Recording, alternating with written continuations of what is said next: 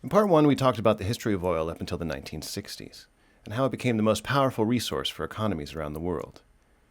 In the 1970s, dramatic shifts in policy and price changed the way we would deal with oil forever.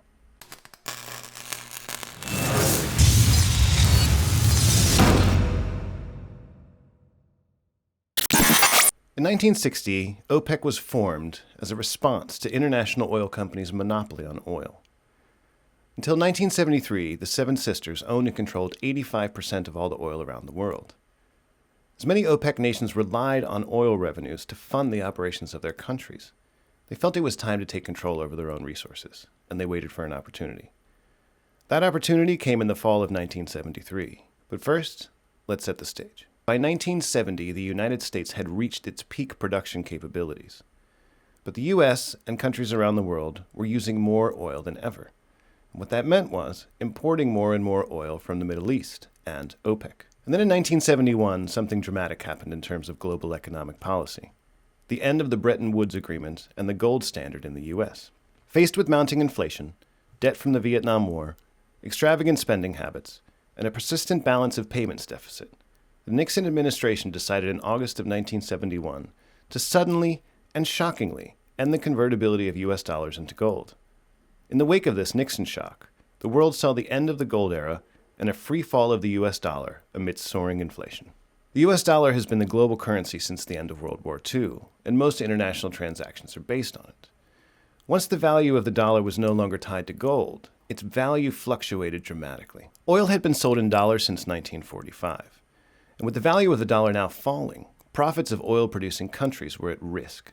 So OPEC decided to base the price of their oil in gold, dramatically increasing the price for the United States. Then, in 1973, as a response to support for Israel during the Yom Kippur War, Arab OPEC nations stopped selling oil to the United States, the UK, and the Netherlands. The price of gas and oil skyrocketed. A truce was reached fairly quickly in the war, but the oil embargo remained in effect until March of 1974, when OPEC nations narrowly voted to end the embargo and returned to selling oil in U.S. dollars. The high oil prices and the high prices of goods made from oil only worsened the dragging U.S. economy and caused gas rationing. Other oil-importing countries had similar recessions. The UK went to a 3-day work week, and in Sweden, with its reliance on shipping, high oil prices led to a ripple effect that caused 20 years of inflation. OPEC had made its move and proved its power. The dynamics of oil would never be the same. Prices stayed high, but constant, until 1979, when the US and UK installed government of Iran fell in the spring during the Iranian Revolution. The fear of an anti-Western government in Iran caused the next spike in oil prices. This time, the total output of world oil only decreased slightly. But the memory of 1973 remained, and widespread panic resulted, driving prices higher and higher, doubling in only 12 months. Then 1 year later, the start of the Iran-Iraq War caused production of oil in those two countries to fall dramatically. Saudi Arabia and other OPEC nations increased production to cover the demand, keeping prices high and generating tons of revenue.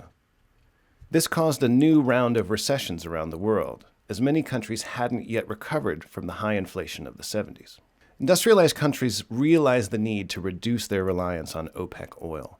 And with the prices now very high, commercial exploration for new sources was feasible. Non-OPEC oil fields were developed in Alaska, Siberia, the North Sea, and the Gulf of Mexico. Also, many governments began to explore alternatives to oil, like natural gas and nuclear power. Efficiency and practicality also played their parts. In the U.S., the permanent change to a maximum speed limit of 55 miles an hour and the move to more efficient vehicles reduced fuel consumption by as much as 20%. With these new efforts and a fracturing of compliance within OPEC states, by the mid-80s, OPEC had lost its total control over the price of oil. By 1985, OPEC had only 1/3 of the world market, down from half in the 70s. They had tried to keep prices high by reducing supply, but each member was playing by their own rules. Saudi Arabia, tired of this behavior, decided to punish the undisciplined OPEC countries. The Saudis abandoned their role as swing producer and began producing at full capacity, creating a huge surplus that angered many of their colleagues in OPEC. Oil prices as a result fell to as low as $7 per barrel, This cheap oil directly benefited the US and European economies, but hurt countries like the Soviet Union and ultimately contributed to their collapse in 1991. By the mid-1980s, a new dynamic had evolved. It was no longer certain what the price of oil could be at any given time. OPEC had asserted their power and dominance in 1973 by refusing to sell their oil and driving up the price. But they made such a strong statement, they scared their customers into searching for alternative sources and alternative fuels.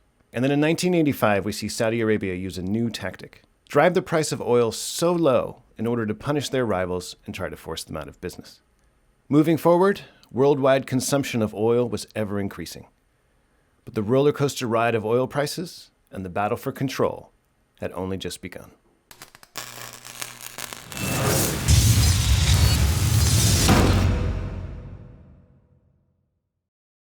If you enjoy this content, please click the like button and share, and consider subscribing for more videos. Thank you.